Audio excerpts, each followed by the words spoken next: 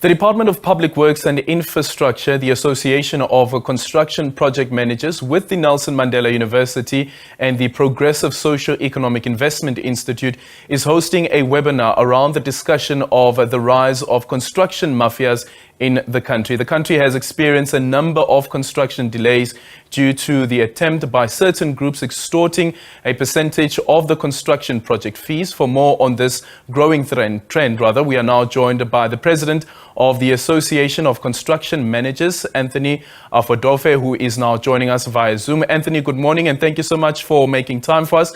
Speak to us first of all around how bad the situation is.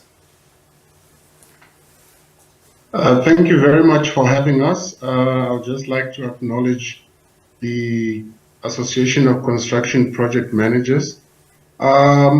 We are a group of corporate companies that form under the umbrella of the association. So we do offer public sector and private sector clients the opportunity to manage projects from start to end.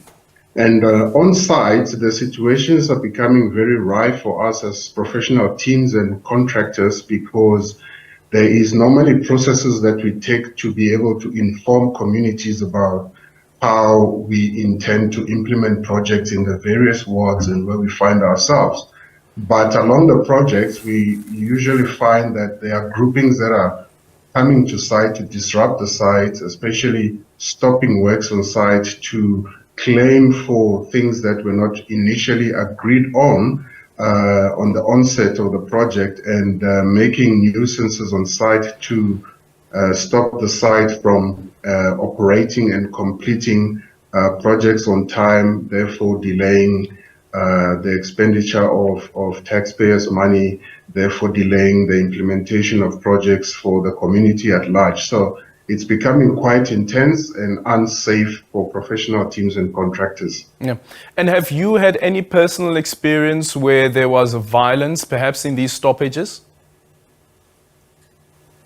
Yes. We do have certain sites, especially in the outlying areas, I must add, in the deep rural areas and also in townships. It's becoming prevalent, where we were having a site meeting and a group of armed men came and into the facility.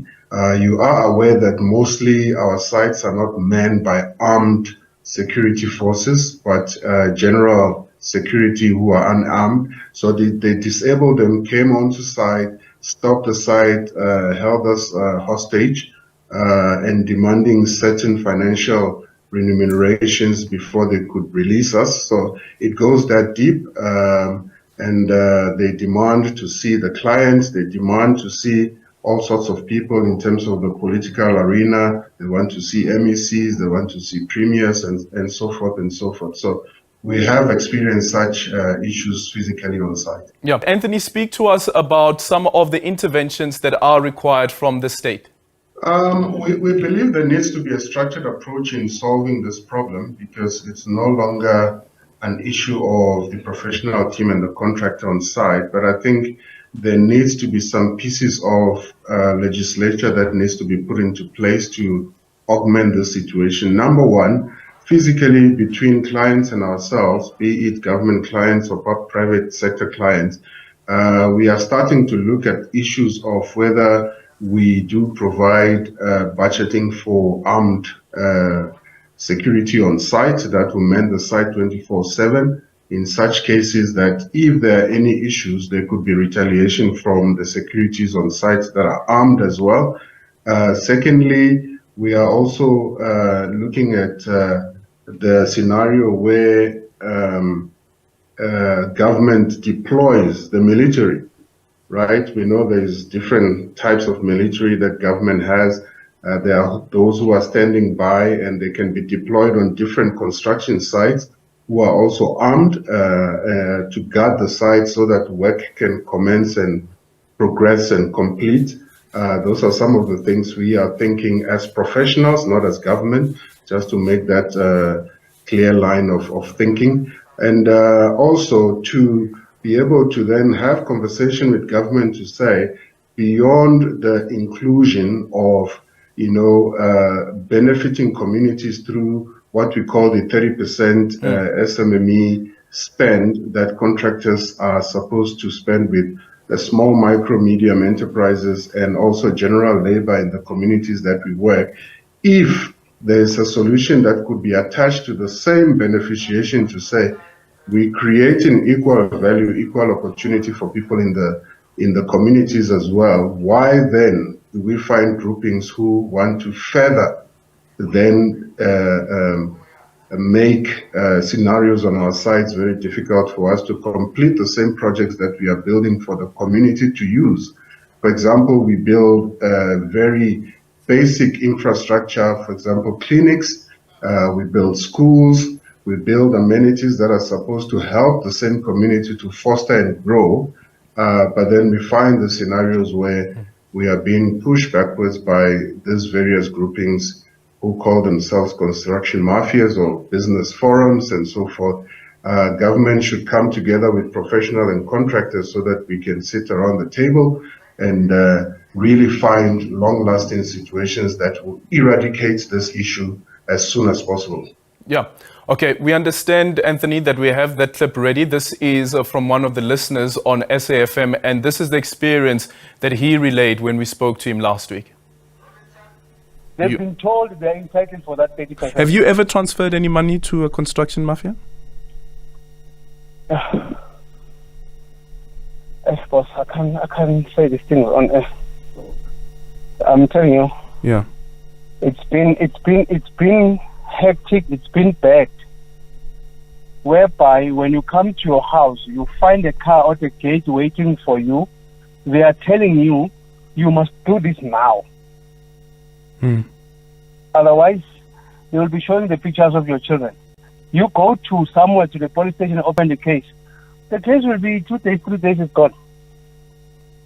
Sure. Because there are people in the municipalities who are giving these guys, mafias, projects for protection. And then when the contractor comes from Mpumalanga to Zulu-Natal, they'll be telling you, no, this guy is not from here, he cannot work here. But we've got people in USA, we've got people in Europe. Why all these people, they don't come back into our country, then our local person from South Africa cannot work into other provinces? Yeah. Well, Anthony, as you heard there, can you relate to that experience? Also considering that last year, the president announced that a special unit will be set up within SABC to deal with the construction mafia. And there, that listener told us about not only do you find these construction mafias on site, but also at their own homes. At their homes, you arrive at your home and you find a car waiting for you. You're being shown pictures of your children. You're being told to deposit the money right now. You open a case with the police, and then the case disappears. Yes, definitely. There's such cases that we can relate to, not through myself personally, but I know of contractors and other consultants that have gone through such scenarios. As I said earlier on, situations where these issues are happening live on site, we have called the SAPS. They come and they stand at the gate of the site and they basically said that it's not in their jurisdiction and it's not in their power to resolve such matters. So we've had such. I also know that there are people who have been threatened personally to be killed or to have their families harmed to that nature. So it's really becoming rife and very, very scary for us as consultants and contractors to be able to get out there and deliver projects. We're finding ourselves to use online interventions now to have meetings and to be able to become very secretive about when we actually do site inspections, so that we protect ourselves because we are very vulnerable on the sites that have no armed security on site. Yeah. People have lost their lives, sites have been burned down, sites have been vandalized. The situation is very dire and we can no longer sit and watch it unfold because lives will be lost at the end of the day.